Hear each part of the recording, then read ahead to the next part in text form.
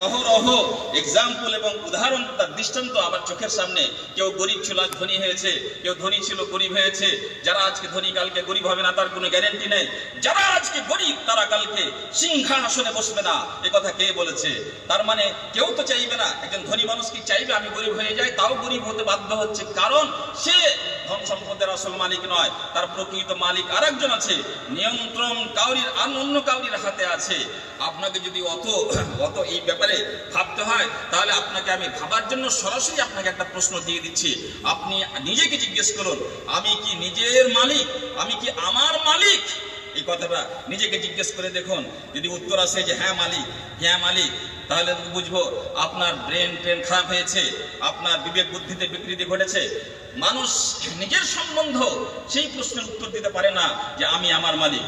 যদি আমি আমার মালিক হতাম, আমি কখনো চাইবো না আমাকে ক্যান্সার হয়ে যাক, ক্যান্সার হয়ে যাচ্ছে। আমি যদি আমার মালিক হই, আমি নিশ্চয়ই চাইবো যে আমি 20 বছরের মাথায় যেন মারা না যায়। আমি যদি আমার মালিক হতাম, নিশ্চয়ই চাইবো আমি মহান কাজে এখন ব্যস্ত আছি, আমি 50 বছরের মাথায় মারা যাব না, কিন্তু আমাকে মারা যেতে হচ্ছে। আমার অনিচ্ছায় অনেক কিছু আমার জীবনে ঘটে যাচ্ছে, আমার অনিচ্ছায় অনেক কিছু আমি চোখে চোখে দেখতে পাচ্ছি, সব কিছু ঘটে যাচ্ছে। তার মানে আমিও আমার মালিক নয়। আমাকে আল্লাহ রাব্বুল আলামিন যতক্ষণ চালায় ততক্ষণ চলতে পারি, যতক্ষণ বলাই ততক্ষণ বলতে পারি, ইত্যাদি ইত্যাদি। আমি আমারও মালিক নই। তাহলে এই সংক্ষিপ্ত কথার মধ্যে কথা আমাদেরকে বুঝে নিতে হবে, পৃথিবীর সৃষ্টিকর্তা একমাত্র মহান আল্লাহ রাব্বুল আলামিন এবং সব কিছুরই মালিক আল্লাহ রাব্বুল আলামিন। পৃথিবীতে কোনো কিছু সংগঠিত হয় না আল্লাহ রাব্বুল আলামিনের ইচ্ছা এবং আদেশ ছাড়া। কোনো কিছু সংগঠিত পৃথিবীতে হয় না, হবে না, কোনোদিনই হয়নি আর কোনোদিনই হবে না। এবং সব কিছুকে আল্লাহ রাব্বুল আলামিন নিয়ন্ত্রণ করছেন এবং তাকে সুচারুরূপে পরিচালনা করছেন। ওয়ালা মুআক্কিবা লিহুকমিহি ওয়ালা রাদ্দা লিকাদাইহি। তার এই পরিচালন ব্যবস্থাতে, সিস্টেমের মধ্যে কাউরির বাধা দেওয়ার কোনো ক্ষমতা নেই।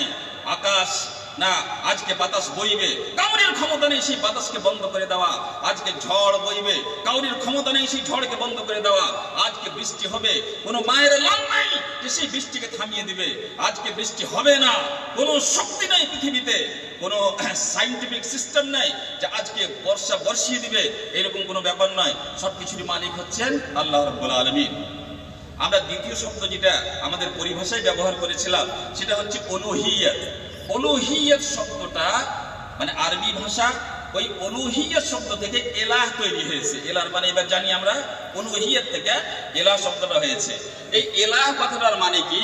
এলাহ মানে এমন এক ব্যক্তি বা এমন এক অস্তিত্ব বা এমন এক জিনিস যার সামনে মানুষ মাথা নত করে, যাকে মহান মনে করে, যার সামনে সাজদা করে, যার সামনে রুকু করে, যাকে নিজের মাবুদ বলে বিশ্বাস